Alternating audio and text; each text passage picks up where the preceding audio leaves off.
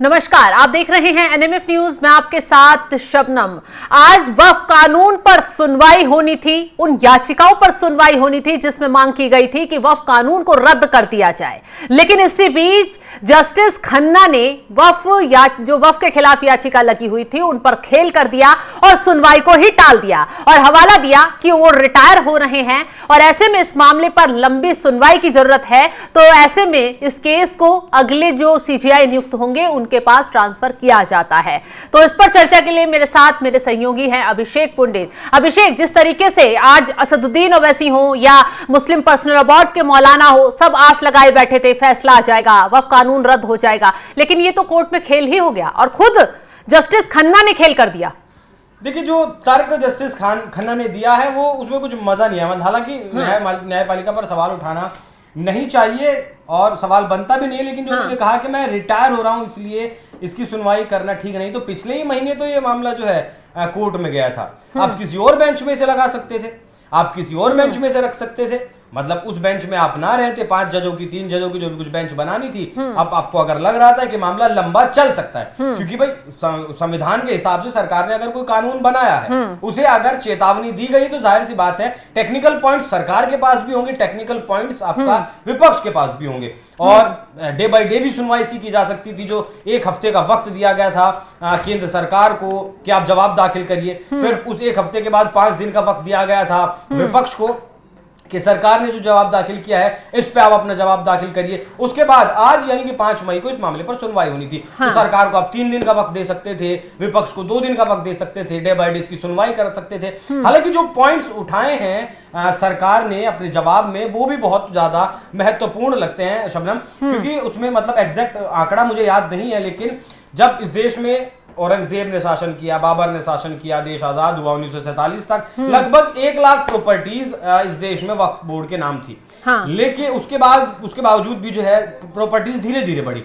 लेकिन 2013 का जो अमेंडमेंट हुआ उसके बाद 30 लाख एकड़ जो है 20 लाख एकड़ जो प्रॉपर्टीज है वो बढ़ गई।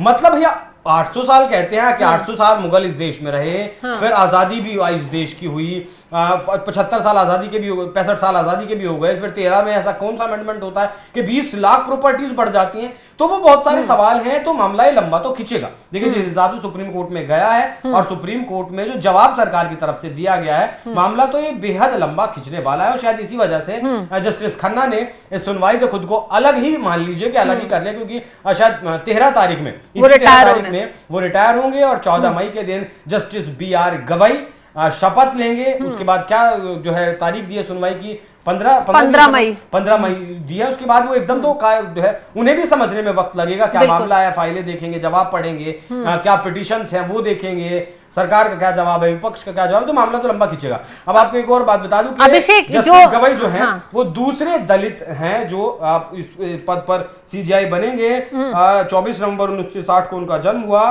और उनके अगर मैं मुख्य फैसलों की अगर आपको बात करूं तो विमुद्रीकरण मामला जो हुआ था, मतलब जब आप करेंसी बदलते हैं उसका उन्होंने फैसला जब दिया था तो वो समर्थन में थे इसकी। आपको नोटबंदी आपको याद ही होगा, 370 का जो मामला था, 370 जब हटाया गया था तो वो वैध माना था जस्टिस BR गवई ने कि हाँ सरकार ने जो किया है वो काम ठीक है। और प्रशांत भूषण अवमानना का एक मामला था, वो भी काफी हाई प्रोफाइल रहा था, जिसमें स्वतंत्रता और न्यायिक जवाबदेही से संबंधित जो मुद्दे हैं भाई, आर्टिकल जो है आर्टिकल 25 जो है कि भाई भाषा की जो अभिव्यक्ति, भाषा की जो आज़ादी है वो किस तरीके से, इस पर बहुत बहस इस देश में होती है, उस पर भी जस्टिस BR गवई फैसला दे चुके हैं। तो कई अहम फैसलों में साथ रहे हैं, मतलब दिए हैं, ऐतिहासिक फैसले दिए हैं। अब देखना होगा कि हालांकि ये भी 23 नवंबर को रिटायर हो जाएंगे शबनम, इसी साल 23 नवंबर को इनका भी कार्यकाल पूरा हो जाएगा और ये भी रिटायर हो जाएंगे। तो पता नहीं कि ये वक्फ का जो मामला है कितना लंबा ये चलेगा और कब तक इसका फैसला आएगा। बिल्कुल अभिषेक, जिस तरीके से अब सुप्रीम कोर्ट में जस्टिस खन्ना ने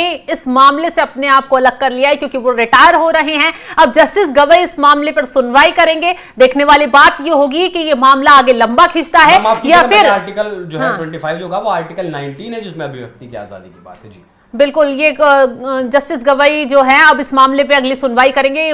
मामला कितना लंबा खिंचता है ये देखने वाली बात होगी, लेकिन जिस तरीके से मुस्लिम पक्ष जो है वो अपनी याचिकाओं पर तुरंत सुनवाई की मांग कर रहा था, और अब जैसे केंद्र सरकार की तरफ से हलफनामा दिया गया 2013 के बाद कैसे वक्फ की संपत्तियों में इजाफा हुआ, इसका रिकॉर्ड वहां दर्ज कराया गया, इसको लेकर भी मुस्लिम पर्सनल लॉ बोर्ड की तरफ से आपत्ति जताई गई है और कहा गया है कि सरकार के जिस भी अधिकारी ने यह रिकॉर्ड दिया है वो गलत है, उसके खिलाफ भी कार्रवाई होनी चाहिए, एक्शन लिया जाना चाहिए, क्योंकि वक्फ बोर्ड के खिलाफ गलत चीजें, गलत भावनाएं पेश की जा रही हैं और ये कानून जो है वो मुसलमानों के खिलाफ है, गलत है, उनकी धार्मिक पृष्ठभूमि में हस्तक्षेप करने वाला कानून है। ऐसे में इन याचिकाओं पर सुनवाई की जाए और बिल को, इस कानून को तुरंत ही रद्द कर दिया जाए। हालांकि जस्टिस खन्ना ने बातें प्रॉपर सुनी दोनों पक्षों की, लेकिन तुरंत ही सुनवाई को टालते हुए कह दिया कि इस मामले पर लंबी चर्चा होनी चाहिए। अब देखना यह होगा कि आगे क्या फैसला आता है, क्या ये कानून जो है वो लागू होता ही है या फिर इसे रद्द कर दिया जाता है, ये देखने वाली बात होगी। फिलहाल इस खबर पर आपकी राय क्या है, कमेंट कर जरूर बताएं और तमाम खबरों की अपडेट के लिए आप जुड़े रहें एनएमयू न्यूज के साथ। नमस्कार।